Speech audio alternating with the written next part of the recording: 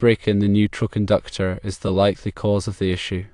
In a properly functioning electrical system, the neutral conductor provides a return path for current to flow back to the power source, typically grounded at the main electrical panel.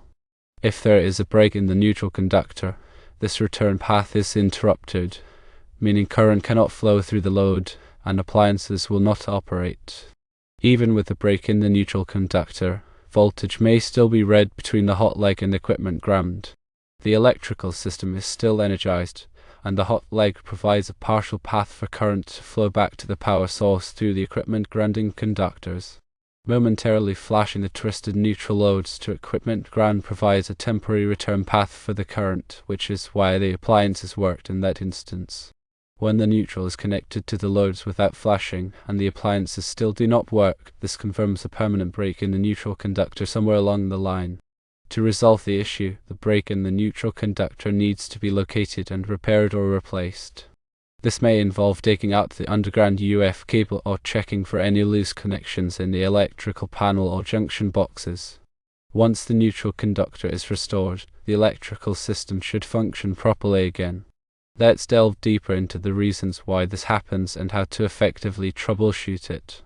The neutral wire in an electrical circuit serves as the return path for current, completing the circuit and allowing electrical devices to operate.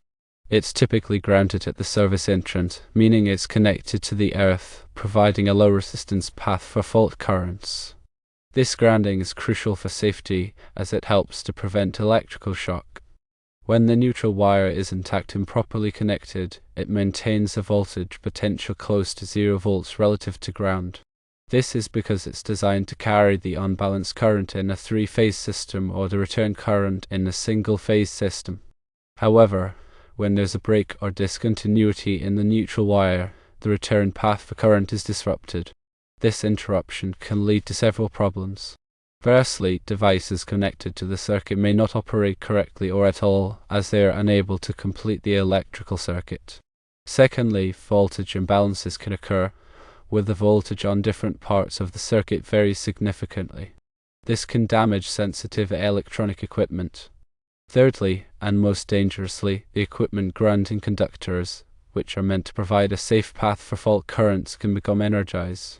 This poses a significant risk of electric shock if someone comes into contact with a grounded appliance or metal enclosure. So, why might there still be a voltage reading between the hot wire and ground even with a broken neutral? The answer lies in the presence of other paths for current to flow, even if they're not the intended return path. One such path is through the equipment grounding conductors. In a properly grounded system, the equipment grounding conductors are connected to the neutral at the service entrance. This means that if the neutral is broken, some current can still flow from the hot wire, through the load, and back to the source via the equipment grounding conductors. This creates a voltage potential on the grounding conductors, which can be measured between the hot wire and ground. Another possible path for current flow is through stray capacitance and inductance in the wiring. These effects are more pronounced in long cable runs and can create a small but measurable voltage potential even when the neutral is broken. Flashing the neutral to ground, as described earlier, temporarily creates a low resistance path for current to flow back to the source. This allows the devices to operate momentarily, but it's not a permanent solution and doesn't address the underlying problem of the broken neutral. Identifying a broken neutral requires a systematic approach to troubleshooting. Here are several steps to follow. Firstly, visual inspection. Carefully inspect the wiring for any signs of damage, such as frayed insulation, loose connections, or corrosion. Pay close attention to the neutral wire, as it's often the most susceptible to damage. Secondly, voltage testing. Use a voltmeter to measure the voltage between the hot wire, neutral, and ground at various points in the circuit.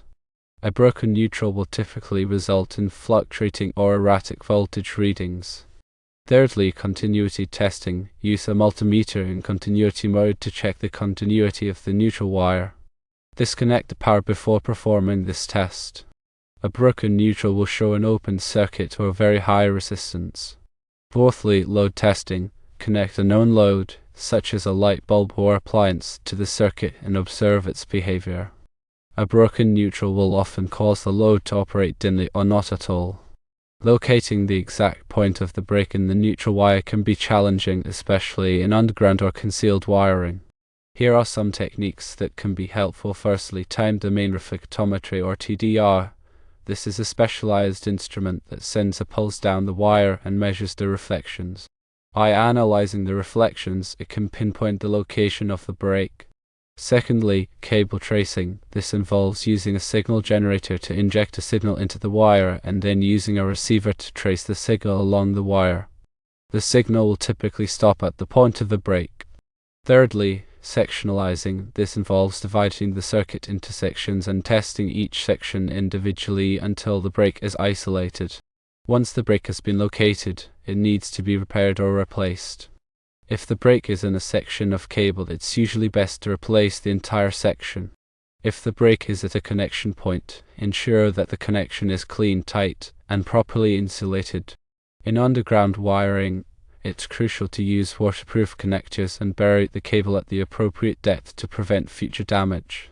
Preventing broken neutrals involves several key considerations. Firstly, proper installation. Ensure that all wiring is installed according to the National Electrical Code or NEC and local electrical codes. This includes using the correct wire size, proper grounding techniques, and appropriate protection devices. Secondly, regular maintenance. Periodically inspect the wiring for any signs of damage and address any issues promptly. This is especially important in harsh environments where the wiring is exposed to moisture, chemicals, or extreme temperatures. Thirdly, surge protection. Install surge protection devices to protect the electrical system from voltage spikes caused by lightning or other disturbances. Surge protection can help to prevent damage to the wiring and connected equipment. Fourthly, GFCI protection. Ground fault circuit interrupters or GFCIs are designed to detect ground faults and quickly interrupt the circuit. GFCIs can help to prevent electrical shock and reduce the risk of fire. In summary, a broken neutral is a serious electrical problem that can lead to equipment damage, voltage imbalances, and electric shock. Troubleshooting a broken neutral requires a systematic approach, including visual inspection, voltage testing, continuity testing, and load testing. Locating the break may involve specialized techniques such as TDR or cable tracing. Repairing or replacing the broken wire should be done by a qualified electrician. Preventing broken neutrals involves proper installation, regular maintenance, surge protection, and GFCI protection. Now let's talk about some scenarios where broken neutrals commonly occur and how to address them. Firstly, in older homes, the wiring may be deteriorated or damaged due to age, corrosion, or improper installation. In these cases, it's essential to inspect the wiring carefully and replace any damaged sections.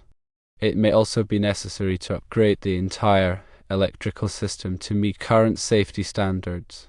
Secondly, in outdoor lighting circuits, the wiring is often exposed to the elements, making it susceptible to damage from moisture, sunlight, and temperature changes. Use waterproof connectors and bury the cable at the appropriate depth to prevent future problems.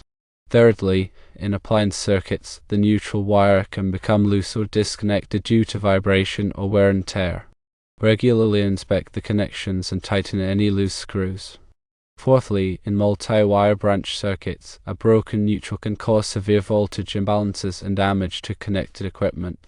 Multi-wire branch circuits share a common neutral wire between two or more hot wires. If the neutral is broken, the voltage on the different hot wires can fluctuate wildly, potentially damaging sensitive electronic devices. In these cases, it's crucial to use a dedicated neutral wire for each circuit or install a 3-pole circuit breaker that trips all the hot wires simultaneously in the event of a neutral fault. Additionally, consider the impact of harmonics on neutral conductors. Harmonics are distortions of the voltage and current waveforms that can be generated by electronic devices such as computers, variable frequency drives, and LED lighting. These harmonics can cause excessive current to flow in the neutral conductor, leading to overheating and potentially a broken neutral. To mitigate the effects of harmonics, consider using harmonic filters or reactors, which are designed to reduce the harmonic content of the current. Also, ensure that the neutral conductor is sized appropriately to handle the expected harmonic current. The NEC provides guidelines for sizing neutral conductors in circuits with significant harmonic content. For example, NEC section 220.61 allows for a reduction in the neutral load for household ranges and dryers, but this reduction is not permitted in circuits with significant nonlinear loads. Section 310.15b5 provides adjustment factors for neutral conductors carrying harmonic currents. Also, remember the importance of properly torquing connections.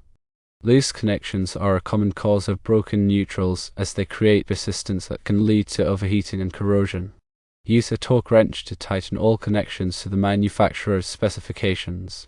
Regularly inspect connections for tightness, especially in high vibration environments. Furthermore, consider the use of arc fault circuit interrupters, or FSIs, in addition to GFCIs. FSIs are designed to detect arc faults, which are a common cause of electrical fires. Arc faults can occur in damaged or deteriorated wiring, and they may not be detected by standard circuit breakers. FSIs can help to prevent fires by quickly interrupting the circuit when an arc fault is detected. Finally, don't overlook the importance of proper grounding. A properly grounded electrical system provides a low resistance path for fault currents, which helps to protect people and equipment from electrical shock. Ensure that the grounding system is installed according to the NEC and local electrical codes. Regularly inspect the grounding system for corrosion or damage.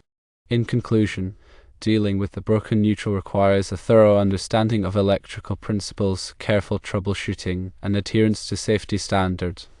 By following the steps outlined in this discussion, electrical issues can be resolved and a safe and reliable electrical system can be ensured. Remember, if ever unsure about any electrical work, consult a qualified electrician.